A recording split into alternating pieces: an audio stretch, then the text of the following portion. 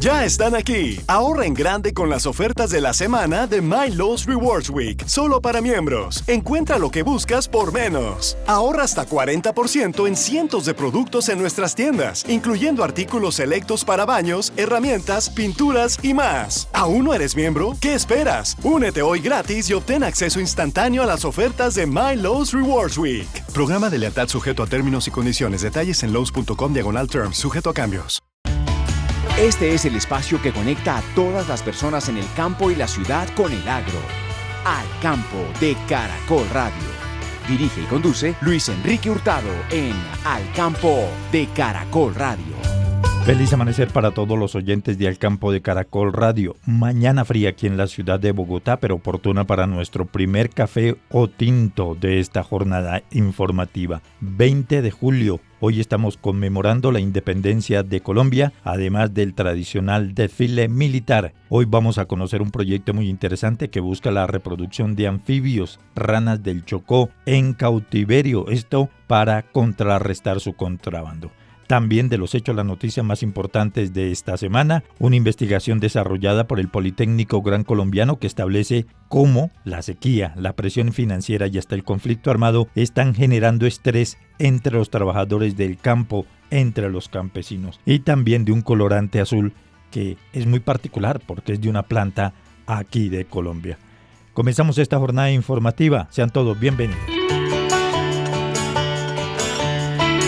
En Colombia en estos momentos se viene trabajando en un proyecto de reproducción en cautiverio de anfibios, especialmente de la fauna del Pacífico colombiano. Estamos hablando de especies básicamente de ranas que están en proceso o en alerta por una posible extinción debido a su tráfico ilegal. Un grupo de profesionales de zootecnología están al frente de este proyecto y hemos invitado a don Iván Lozano, quien es la cabeza visible de este grupo de profesionales. Don Iván, bienvenido al Campo de Caracol Radio. ¿Cómo van las cosas? Bueno, muchísimas gracias por la invitación. Aquí feliz y contento de apoyarlos con algo de conocimiento y todo va muy bien. Muchísimas gracias.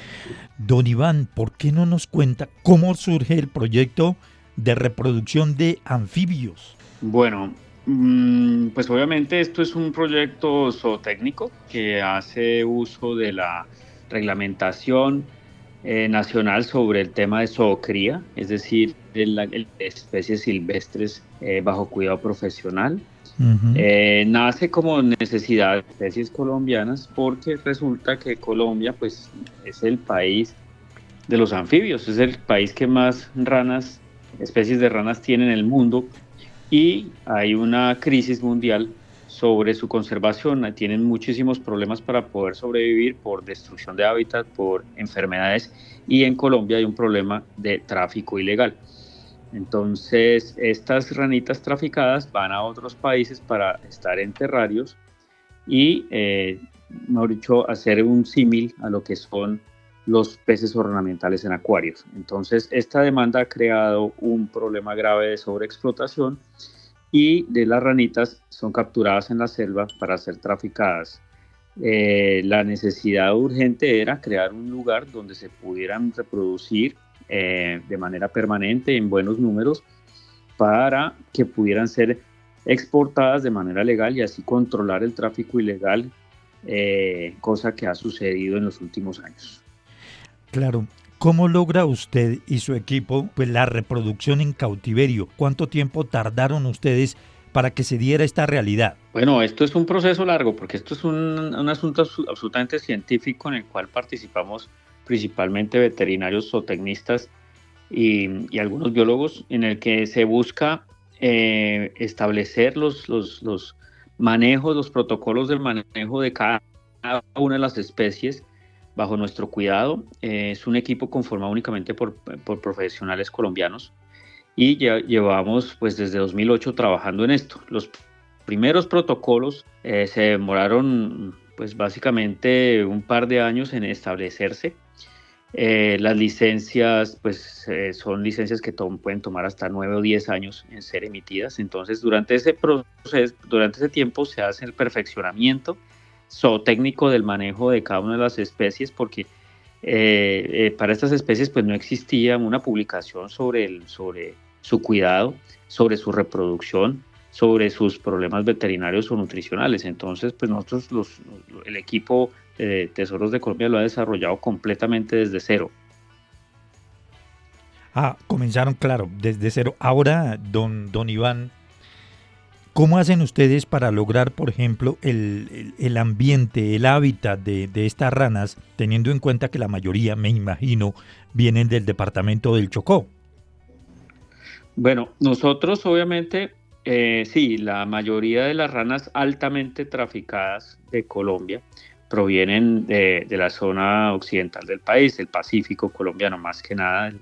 Y obviamente pues hay que establecer condiciones muy similares de temperatura, humedad, ventilación, iluminación, bueno, una gran cantidad de variables ambientales que se tienen que reproducir en condiciones de laboratorio. Nosotros desarrollamos unos laboratorios en donde tenemos esas condiciones exactas a las que tiene una selva húmeda tropical como la del Chocó. Y fuera de eso hemos desarrollado también la cría de sus presas, digámoslo así. Nosotros les damos una variedad de invertebrados pequeños que son criados por nosotros mismos con adición de suplementos vitamínicos y minerales específicos para cada especie en cada uno de los estadios de vida, sean adultos, sean juveniles o sean renacuajos. Recordemos que son especies que manejan un tema de metamorfosis y que obviamente tienen sus particularidades para para desarrollarse de buena manera, y obviamente son especies que no aceptan un ambiente subóptimo porque las malformaciones están a la orden del día. Entonces nosotros tenemos unos protocolos súper estrictos para manejar la reproducción bajo cuidado profesional. El punto más neurálgico de todo este proceso de reproducción es la época en la que ellos o en los que se reproduce. Pues nosotros, como sabemos, vivimos en un país tropical, ¿cierto? Sí. Y en un país tropical, pues los cambios ambientales que favorecen la reproducción de nuestras especies silvestres, pues tienen que ver mucho con las épocas de lluvia o épocas secas. Ajá. Como ustedes saben, pues eso varía en Colombia y actualmente pues estamos frente a unos procesos climáticos que nos han cambiado muchísimo pues las perspectivas a principio de año. Entonces, realmente ellos se reproducen durante la mayoría del año, sobre todo en época de lluvia. Ellas pueden percibir la presión atmosférica y pueden entender perfectamente cuando está lloviendo, así estén bajo un techo. Me quisiera explicar, es que las ranas son unos animales absolutamente conectados con la situación de precipitación y sobre todo con las situaciones que tienen que ver con el favorecimiento de la humedad para que ellas hagan la postura de sus huevos. En época seca, si uno les ponga riego y mantenga más elevada la humedad, ellas de pronto no van a tener el mismo desenvolvimiento reproductivo. Entonces lo que buscamos es pues obviamente darles un absoluto bienestar para que durante la época en que ellas disminuyen sus posturas, pues recuperen la energía que invierten en la época de postura de huevos, fecundación y demás. Ahora, me imagino que también ustedes simulan todo lo que son charcos, riachuelos, algunos lagos que son muy frecuentes, por ejemplo, en el caso de la zona del Pacífico, que la conocen a la perfección. Me imagino que ese ambiente también ustedes tuvieron que adaptarlo. Sí, digamos que todas esas condiciones que acaba de describir van organizadas dentro de los terrarios en donde están los parentales. Básicamente son terrarios de vidrio que tienen un diseño interior bastante particular que nosotros hemos venido corrigiendo con los años, con el conocimiento, en donde tienen lo que necesitan estas especies, básicamente una fuente de agua permanente, unos sistemas de riego de microaspersión automatizados, unos mobiliarios basados en un sustrato muy parecido al del suelo del bosque donde ellas habitan, ellas son terrestres, unas perchas para que trepen, porque algunas de estas les gusta subir y trepar y llamar desde lugares altos.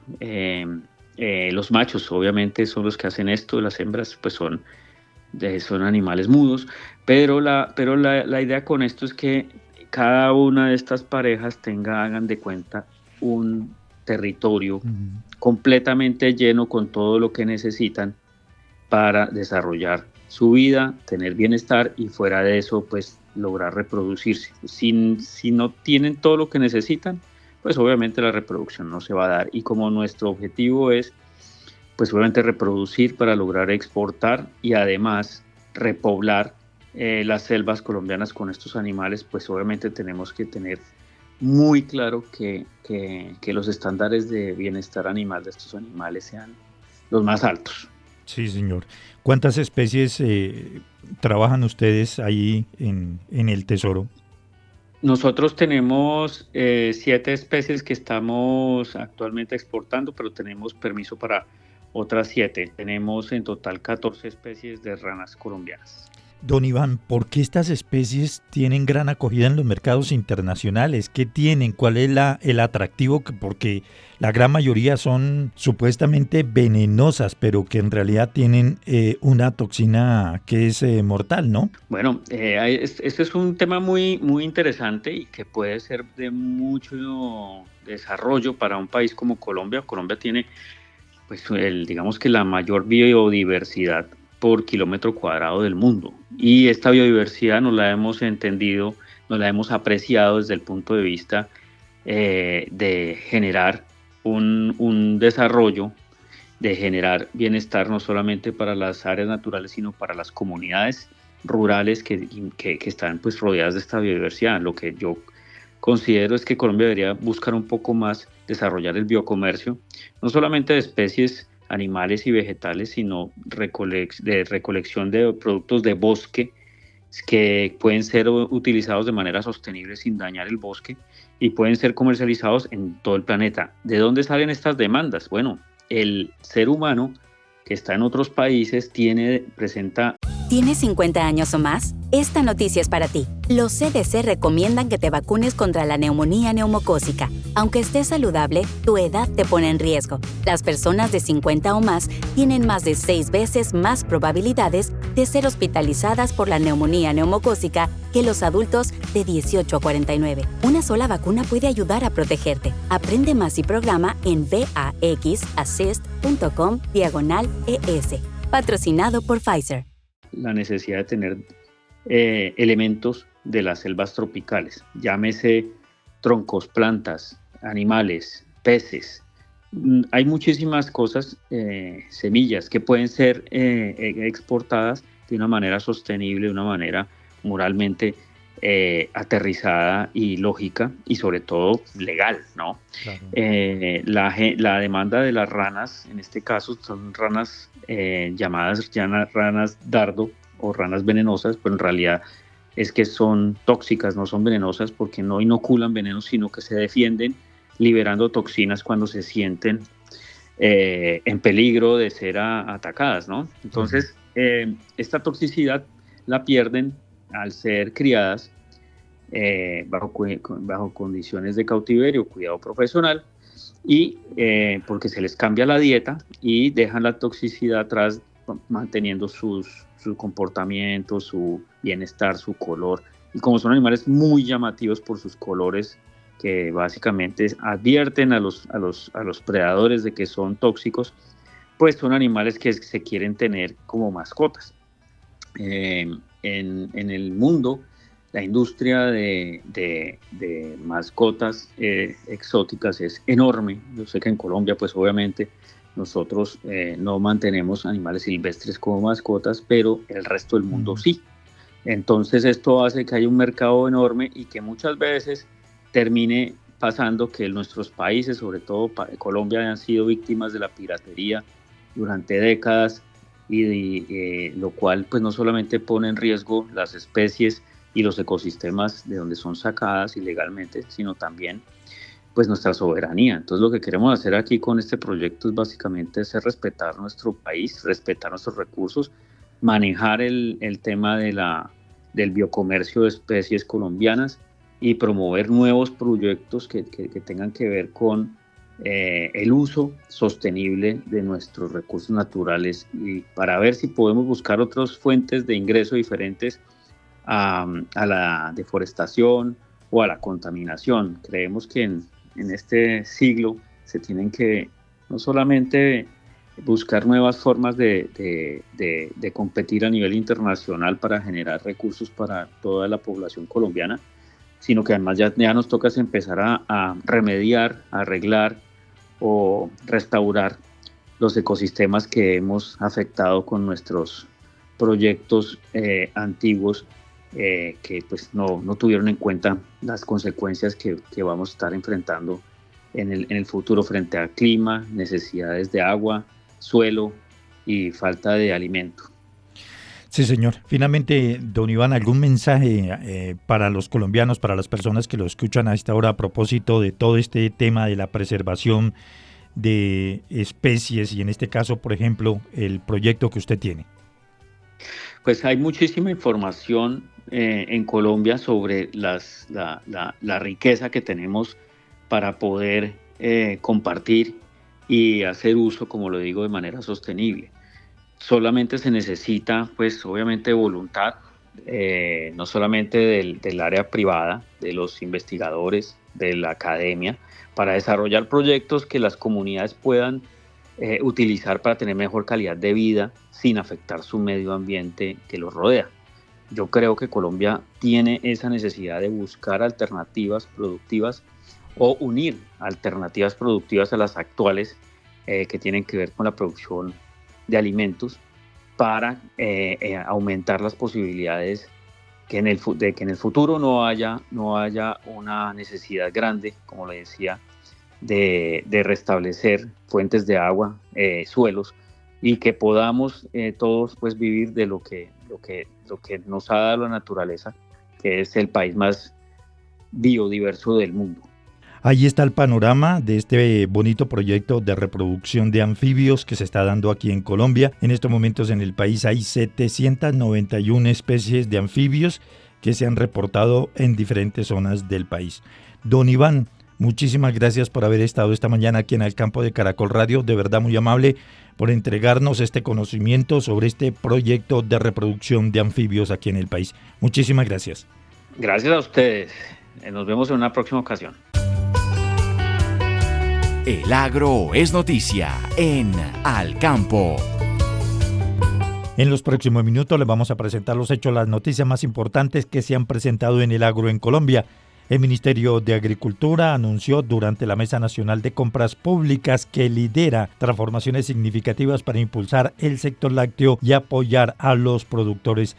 El propósito de un conjunto de medidas es disminuir los efectos negativos al fomentar la adquisición y el consumo de leche de origen nacional. Las medidas implementadas son las siguientes: ajuste en las fichas técnicas, entrega de leche cruda, subasta pública de productos lácteos y también el impulso a las exportaciones. De otra parte, una de las mayores amenazas para la industria del cultivo de camarones es el síndrome de la mancha blanca, una enfermedad mortal que afecta a las especies de camarones. Puede impactar hasta el 100% de la producción. En este contexto, el Instituto Colombiano Agropecuario, ICA, ha implementado una serie de medidas preventivas para mantener el estatus de la zona Caribe como libre de esta enfermedad. En Colombia, los departamentos de Bolívar, 87%, Nariño, 11% y Atlántico, con el 2%, son los principales productores de camarón. Y a propósito del camarón, el ICA, el Instituto Colombiano Agropecuario, suspendió los permisos de importación de camarón y otros crustáceos crudos provenientes del Ecuador. El director de la entidad, Juan Fernando Roa. Con el propósito de salvaguardar la producción de camarón en el territorio nacional de amenazas sanitarias, el ICA ha adoptado una medida sanitaria preventiva consistente en la suspensión de la importación del camarón crudo congelado desde Ecuador. Esta medida se toma con el fin de prevenir la introducción del virus de las manchas blancas a la zona libre de esta enfermedad, que cuenta Colombia como reconocida ante la Organización Mundial de Sanidad Animal en la costa atlántica del país, específicamente en los departamentos de Atlántico, Bolívar, Sucre y Córdoba. Cabe precisar que en paralelo, el ICA adelantará una evaluación de riesgos con el propósito de identificar el nivel adecuado de protección dada la condición sanitaria actual existente en Ecuador, y para ello se realizará el intercambio técnico con el servicio veterinario de ese país. Esto nos permitirá actualizar o establecer alternativas para continuar permitiendo el ingreso del camarón crudo al territorio nacional. En el entretanto, es claro que la medida establece que solamente se podrá continuar ingresando el camarón por el puerto de Buenaventura y siempre que el resultado sea negativo a esta enfermedad. La Federación Nacional de Arroceros ha expresado su preocupación por el bajo monto, por el bajo pago en materia de compra de cosecha en este segundo semestre del año. El gerente de Fediarroz, Rafael Hernández. Bueno, primero que todo, que me parece que es una reducción un poco prematura y sobre todo en unas condiciones un poco drásticas por parte de la industria. Somos conscientes de que en la época de mayor oferta pues habrá una variación en el precio, pero no una variación de bajar de 230.000 pesos la carga a 210.000, 207.000 pesos. Me parece una reducción que está causando serios perjuicios a los productores, porque si se va a argumentar que va a haber una cosecha importante, siempre es la cosecha grande la que se cosecha entre los meses de julio, agosto y septiembre. Tampoco es que se pueda hablar de una superabundancia de arroz. La preocupación de los productores de arroz frente a los bajos precios que se estarían pagando en la cosecha que se avecina. Entre tanto, la Agencia de Desarrollo Rural ha anunciado la colaboración en la financiación de 6 proyectos integrales de desarrollo agropecuario y rural, esto con una inversión superior a los 8.300 millones de pesos en distintos departamentos del país. Se espera que más de 700 familias se beneficien de estos proyectos. Los departamentos y asociaciones beneficiadas son las siguientes. En Antioquia, la Asociación de Ganaderos de Vegas del Río, Asovegas. En el Cauca, la Asociación Campesina de Insá, Tierra Adentro. En Casanare, Comité Regional de Ganaderos de Yopal. En Boyacá, la Asociación de Apicultores de Caldas. En Caquetá, la Asociación de Productores Agropecuarios Coganchaira. Y también en San Andrés y Providencia hay un proyecto que será financiado. Y finalmente les contamos que Buen Café, la empresa de café liofilizado de los cafeteros colombianos, va a llegar por primera vez a China, España y Estados Unidos con su marca propia, Buen Día, el café soluble 100% colombiano. Sobre este particular se pronunció Mauricio Trujillo, gerente de Buen Café. En Buen Café daremos inicio a un plan de expansión internacional de nuestra marca insignia Buen Día. Hoy Buen Día es vendido en Colombia y en Ecuador únicamente. A partir de la fecha lo empezaremos a vender en China, Estados Unidos y España. Esto nos generará el colocar adicional a las 24 millones de tazas de café que hoy se consumen en el mundo de productos hechos en Buen Café, 500.000 adicionales, lo cual nos generará un incremento aproximado del 5% de las ventas. Todos estos dineros seguirán contribuyendo al desarrollo de la caficultura de Colombia y al mejoramiento y bienestar de las 552.000 familias que producen el mejor café de Colombia para el mundo. Continuamos con Al Campo en Caracol Radio. Se acaba de conocer una investigación realizada por parte del Politécnico Gran Colombiano en donde se establece que la sequía, la presión financiera y hasta el conflicto armado están generando estrés entre los campesinos, entre los trabajadores del campo colombiano. El efecto más fuerte se presenta entre los agricultores jóvenes que van entre 25 y 54 años. Hemos invitado a la investigadora y profesora del Politécnico Gran Colombiano, la doctora Zuli Ponce, para conocer más detalles de esta investigación. Profesora, ¿qué tal? Bienvenida al Campo de Caracol Radio. Muy buenos días. Muy buenos días a ustedes y al público oyente. Muchísimas gracias por la invitación. Bueno, profesora, ¿cómo es esta investigación que ustedes han realizado ahí en el Politécnico de que la sequía el verano genera estrés entre los agricultores del país. Sí, bueno, les contextualizo un poco. Bueno, el Centro de Pensamiento de Talento Humano y Organizaciones Saludables del Politécnico Gran Colombiano, en articulación con la Uniminuto, está llevando a cabo un proyecto de investigación sobre el estrés, la satisfacción laboral y el síndrome de burnout en los trabajadores del campo.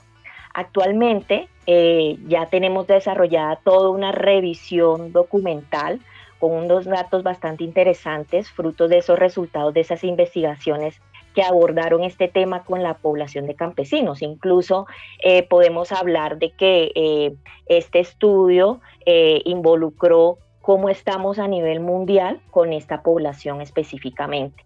Entonces, uno de los factores que más generan estrés en estos hallazgos en los trabajadores del campo, a nivel mundial incluso, fue la sequía o el factor climático. Ya que pues si se presenta esta sequía, hay bajos rendimientos de los cultivos, condiciones insatisfactorias para el ganado, por ejemplo, también, y esto conlleva también a que exista sobrecarga laboral. Entonces, esto genera mucho estrés laboral dentro de los trabajadores del campo, llevándolos incluso a niveles altos de ansiedad y depresión. ¿Qué sector de la población de los trabajadores del agro son los que tienen o sienten este estrés de manera más acelerada? Sobre todo los que manejan todo el área de agricultura, ¿sí? y de ganado. Son los que más sienten este flagelo del estrés laboral, llevándolos a incluso, como les mencionaba, sí, enfermedades como la depresión, la ansiedad, y esto también se puede somatizar en enfermedades, por ejemplo, respiratorias, enfermedades cardiovasculares. Profesora, estoy leyendo aquí que los jóvenes agricultores de 25 a 54 años son los que tienen el nivel de estrés más alto, pero la otra cara de la moneda es que las personas mayores de 65 años ya no les da ese estrés, esas dificultades de pronto por la pérdida de los cultivos, ¿es así? Sí, dentro de algunos estudios que estuvimos revisando se encuentra esta particularidad. Y esto se debe posiblemente a que pues ya las personas mayores tienen recursos personales, ¿sí? Para poder solucionar los inconvenientes que se presenten, porque recuerden que no solamente es el tema de la sequía, sino también uno de los factores que genera estrés en los trabajadores del campo son, por ejemplo, la presión financiera, incertidumbre sobre el futuro en cuanto a esa parte laboral, y estas personas mayores, ya por la experiencia que tienen, saben maniobrar, por decirlo de alguna forma, las vicisitudes que se vayan presentando con respecto a la parte laboral, ¿sí? Mientras que las personas jóvenes están en ese proceso de aprendizaje, de adquirir experiencia para poder manejar todas esas problemáticas o esos inconvenientes que se vayan presentando, ya sea económico, ya sea por tema ya directamente de la agricultura, como por ejemplo los factores climáticos, la sequía, entre otros. Ahora, de todas las ramas de la actividad agropecuaria, ¿hay unas que presentan más estrés que otras en los trabajadores o es todo generalizado? Esto, según los estudios que estuvimos revisando, se maneja a manera generalizada, ¿sí? De pronto no hay un área o un sector que esté más afectado que el otro, ¿sí? Se maneja de manera general, pero igual pues son factores que se deben, a los cuales se les debe prestar atención porque son muy delicados, porque estamos hablando de la salud mental de estos trabajadores. En esta investigación, profesora, ustedes hablan que los trabajadores de la avicultura tienen un mayor nivel de estrés. ¿Por qué? Debido precisamente a lo que mencionábamos al inicio del factor climático, ¿sí? De esa presión financiera, porque pues si por ejemplo el clima les afecta sus cultivos, pues ya se van a pérdidas, y esto, como les mencionaba, puede generar ansiedad, irritabilidad, estrés, incluso depresión en estas personas. Hay una particularidad bien interesante en el estudio, en la investigación que ustedes realizan, y es que esto aumenta la mortalidad y también los casos de suicidio. Incluso hay algo bastante interesante que me gustaría comentarles dentro de los estudios que revisamos, como esto lo hicimos a nivel mundial, cómo estaba toda esta parte del nivel de estrés, depresión y ansiedad en los trabajadores del campo. Encontramos un estudio en donde comentaban que los agricultores estadounidenses enfrentaron una crisis de suicidio más o menos en los años 2017-2018, con la tasa de suicidios más elevadas que la población general de todo el país. Y las causas de esa crisis de suicidio y de trastornos emocionales estaban relacionadas con las cargas financieras derivadas de esa naturaleza del negocio agrícola. Entonces, son datos bastante importantes, porque pues nosotros aquí en Colombia no nos alejamos mucho de esas problemáticas que se presentan en esta población a nivel mundial. Entonces, importante revisar y estar muy atentos con todo lo que tiene que ver con la salud mental de estos trabajadores del campo. Profesora, en algún momento esta situación, este estrés que genera los efectos climáticos en los cultivos, podría estar generando que muchos jóvenes abandonen la agricultura, no les interesen estar en el campo colombiano como está pasando aquí en el país, y se vengan a las grandes ciudades a buscar un empleo que le genere más tranquilidad y un ingreso mensual. Sí, uno de los factores precisamente es eso, que pues ellos perciben todos los desafíos que implica estar laborando en el campo. Entonces, al ver ellos tantos inconvenientes, tantos retos que hay, por ejemplo, como el factor climático que nos está afectando fuertemente, la parte financiera, cómo se financian ellos para poder lograr sacar adelante sus cultivos, ¿sí? Esto hace de que haya una desmotivación en esta generación de jóvenes, y digan no, definitivamente vamos a buscar otras opciones, ¿sí? También otro factor que influye es precisamente esa sobrecarga laboral, porque si vamos a ver, nuestros campesinos se dedican tiempo completo y más a esta labor, ¿sí? Es de todos los días, y pues ellos ven que hay un desgaste bastante fuerte a nivel físico, incluso a nivel mental, y muchos de ellos prefieren buscar otras alternativas distintas a seguir laborando en el campo.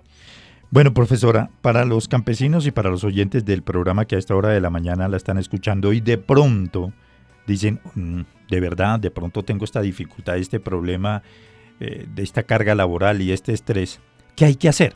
Bueno, importante allí aprender a identificar cuando tenemos estrés laboral. Incluso podemos tener síndrome de burnout, que es conocido también como el síndrome del quemado, que es cuando definitivamente hay mucho desgaste y agotamiento provocado precisamente por una sobrecarga laboral. Entonces, cuando nosotros aprendemos a identificar esos síntomas que nos están afectando, automáticamente debemos remitirnos a un profesional, ¿sí?, que nos pueda ayudar a darle manejo, que nos brinde herramientas para poder subsanar de alguna forma esos niveles de estrés y de ansiedad. Aquí me gustaría mencionar que hay un desafío bastante grande para el gobierno, para los profesionales de la seguridad y salud laboral y los profesionales que están orientados hacia la gestión del talento humano, ¿sí? Porque es una población que por su dinámica es de pronto difícil estar allí atentos a cualquier señal de alerta con respecto al estrés laboral y el síndrome de burnout. Entonces hay que hacer un trabajo muy articulado incluso con la academia para que se generen estrategias que les permitan a ellos poder, como les mencionaba, identificar esos factores de estrés, esos niveles de burnout, y así ellos también poder trabajarlos, ¿sí? Se trata también de un tema de autocuidado. Pues profesora Zully Ponce del Politécnico Gran Colombiano, muy amable, gracias por haber estado esta mañana aquí en el campo de Caracol Radio comentándonos de este trabajo bien interesante, el estrés entre los trabajadores del agro, del campo colombiano. Profesora, muy amable, gracias. Muchísimas gracias a ustedes por la invitación. Luis Enrique Hurtado en Al Campo de Caracol Radio. La empresa colombiana Ecoflora anunció que su colorante natural azul de jagua fue aceptado por parte de la Administración de Alimentos y Medicamentos de los Estados Unidos. Esto representa que podrá ingresar a todo el sector de alimentos en más de 180 países. Buena noticia para esta empresa colombiana y precisamente estamos con el presidente de Ecoflora, el doctor Nicolás Koch. Presidente, bienvenido al campo de Caracol Radio. Muy bien, Luis Enrique, muchas gracias por esta oportunidad. Bueno, doctor Nicolás, usted tiene un anuncio muy interesante que es un colorante natural azul y pues nos ha sorprendido y por eso está a esta hora de la mañana aquí para que nos cuente en qué consiste y de dónde sale este colorante azul natural. Claro que sí, Luis Enrique. Pues es un colorante azul natural que pues el azul es el santo grial de la industria de alimentos y bebidas procesadas a nivel mundial, así lo denominaban, ya que el azul es un color muy escaso en la naturaleza. Y era el único colorante que faltaba para completar la paleta de colorantes naturales, y por ser un color primario, pues era muy importante tenerlo disponible.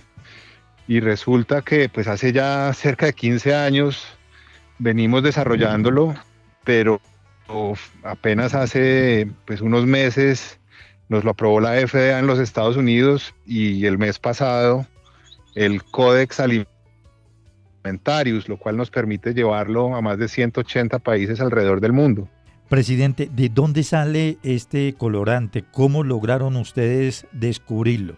Es un colorante que obtuvimos a partir de un fruto de un árbol que crece acá en Colombia, nativo de América tropical, que se llama la jagua o huito, también se le conoce en la región amazónica. Y es un árbol pues muy interesante porque es muy versátil. Tiene la propiedad de recuperar, regenerar suelos, regenerar vida, y hemos establecido las primeras plantaciones a nivel comercial de la mano con aliados, pequeños agricultores, campesinos y comunidades indígenas en distintas zonas del territorio nacional, en el Magdalena Medio, en el suroeste antioqueño, en el Urabá, en los llanos. Y hemos establecido ya más de 130 hectáreas de cultivos en sistemas agroforestales, en sistemas silvopastoriles y en procesos de restauración ecológica con énfasis productivo. El árbol es natural del Amazonas y ustedes han llevado el cultivo a otras zonas del país como nos está contando. No, señor, el árbol crece en distintas zonas del país. Crece desde los 0 hasta los 1200, 1300 metros de altura, incluso pues se da tanto en bosque seco tropical como en bosque húmedo tropical. Es una especie pionera, es decir, es de las primeras que aparecen después de que un suelo ha sido degradado, intervenido por procesos o de monocultivo, o de forestación, o de ganadería extensiva. y es muy bueno para regenerar suelos. Hasta en cascajales de minería es capaz de establecerse y de producir muy bien la fruta que nosotros utilizamos para la obtención del colorante. Ahora, doctor Nicolás, ¿cómo dieron ustedes primero con el fruto y después para lograr el colorante azul? Pues ha sido un trabajo muy arduo y de pues una gran inversión. El descubrimiento, como tantos descubrimientos y hallazgos innovadores, pues es una combinación de serendipia, de diosidencias o de suerte de alguna manera, pero también de pues, la contribución y el trabajo arduo de científicos colombianos, muy de la mano con la Universidad de Antioquia y con los investigadores de Ecoflora. Logramos obtener este colorante, estandarizarlo, estabilizarlo, escalarlo industrialmente y superar pues todas las barreras regulatorias para pues demostrar que es apto y seguro para consumo humano. De hecho, pues es posiblemente la mayor contribución que haya hecho Colombia a la industria mundial de alimentos y bebidas. Ha habido más viajes a la luna que colorantes naturales aprobados por la FDA y por el Codex. Y el azul pues es muy importante porque en combinación con otros colores primarios ya disponibles de forma natural, el amarillo que viene de la cúrcuma o el rojo que viene del carmín de cochinilla, que es un insecto que se produce en el pelo, pues podemos hacer nuevos tonos que antes era imposible hacer, de morados, de verdes, de marrones, fucsias, incluso de negro. Sí, doctor Nicolás, estaba viendo aquí el fruto y es muy parecido pues obviamente en cuanto al tamaño al lulo, ¿no? ¿O es más grande o es más pequeño? Es un poco más grande, es en aspecto muy parecido a un melón, como entre un kiwi y un melón, y en tamaño un poco más grande que un aguacate Hass. Es un arbolito que es de la misma familia del café, es una rubiácea y tiene un comportamiento bastante similar porque también hay una cosecha principal y una traviesa, pero crece bastante más alto. Sin embargo, nosotros, a pesar de que de forma silvestre puede llegar a los 30 metros de altura, pues estamos haciendo podas para manejarlo como un árbol frutal y a su vez se presta mucho para cultivarse con cacao, con otros frutales tropicales, entre otros cultivos. Ahora, me imagino que como ya ustedes lo están cultivando, como nos ha contado en varias regiones del país, también ya cuentan con los frutos necesarios para atender las exigencias y los requerimientos del mercado a nivel nacional e internacional, ¿no? Pues hasta el momento hemos sembrado más de 100.000 árboles en las 130 hectáreas que le menciono, sí, pero estamos interesados y mirando la posibilidad de sembrar del orden de 80 o 100 hectáreas más en el transcurso de los próximos meses o el próximo año. ¿Y qué tal el precio en los mercados internacionales? Todos los colorantes naturales tienen un mayor precio y un mayor costo en uso que los sintéticos y los artificiales. Sin embargo, los consumidores a nivel internacional y en Colombia mismo, pues cada vez son más conscientes de lo que consumen, se preocupan más por su salud, por su bienestar, por temas de sostenibilidad.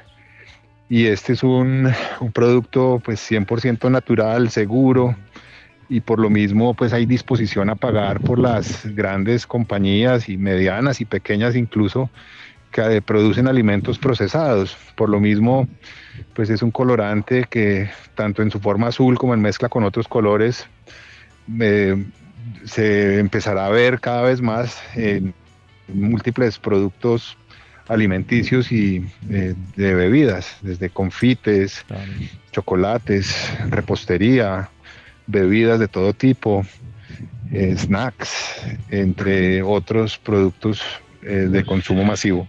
Y me imagino que tienen ustedes ya muchos pedidos a nivel internacional también, ¿no? Obviamente con todo esto, como usted dice, de productos saludables, todos estos requerimientos que se están haciendo por parte de todas las autoridades sanitarias y de comestibles a nivel mundial. Sí, Luis Enrique, hemos firmado un contrato de licencia y distribución con un gran aliado que es una compañía basada en Dinamarca, pero es la compañía más grande del mundo en colorantes naturales.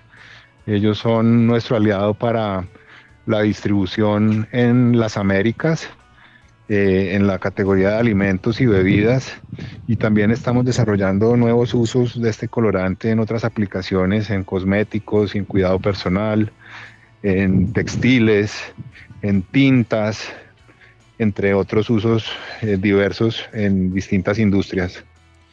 Doctor Nicolás, bueno, este es uno de los avances que ustedes han logrado, uno de los descubrimientos que han logrado. ¿En qué otro frente se está trabajando Ecoflora? Ecoflora es una biofábrica de innovación que busca y tiene como propósito colorear el mundo naturalmente. Entonces hemos venido desarrollando también otros colorantes naturales a partir de distintas plantas de la biodiversidad colombiana.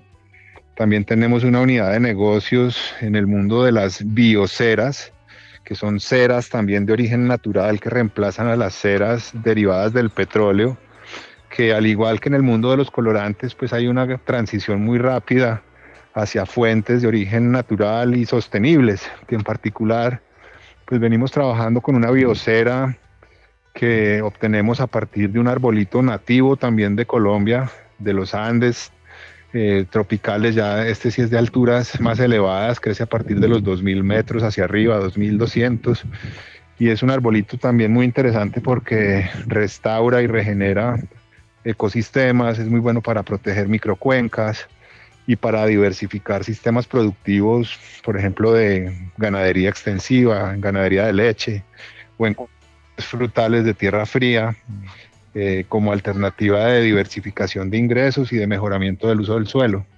Y esta cera, pues la extraemos a partir del fruto de este árbol, que se llama laurel u olivo de cera. Según la zona del país se le conoce con distintos nombres.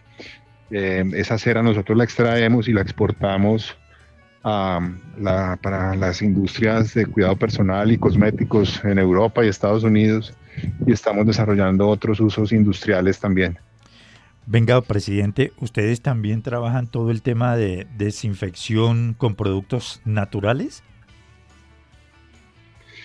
Ecoflora tiene una empresa hermana que se llama EcoHome, que también desarrolla este tipo de productos ya más de consumo masivo y de uso también en este tipo de aplicaciones de limpieza, de desinfección, de productos desengrasantes, detergentes, también obtenidos o formulados con un principio activo de origen natural que obtenemos de otro árbol de la biodiversidad colombiana, que es el Sapindus saponaria, conocido como chumbimbo, chambimbe, pepo, le dicen de distintas maneras también en Colombia. Y pues con ese arbolito lavaban la ropa de nuestros ancestros, los abuelos, en el campo. Desafortunadamente, pues con la Revolución Verde, esa práctica ancestral se perdió y nosotros la hemos venido recuperando, y con ciencia, tecnología, innovación, pues desarrollando biosurfactantes obtenidos a partir del fruto de la semilla de este árbol, con una gran diversidad de aplicaciones también para los usos que le comentaba. Sí, señor, impresionante la tarea que ustedes están elaborando hoy, desarrollando aquí en Colombia. Pues, doctor Nicolás, ha sido de verdad un placer. Esperamos volver a dialogar con ustedes para hablar de otros temas interesantes que están manejando a través de Ecoflora. Presidente, muchísimas gracias. Muy amable, Luis Enrique, que tenga muy buen día. Nos despedimos, nos volveremos a encontrar para continuar hablando, dialogando de los hechos, las entrevistas, la noticia más importante del sector agroindustrial. Vamos a hacer deporte porque el deporte es salud.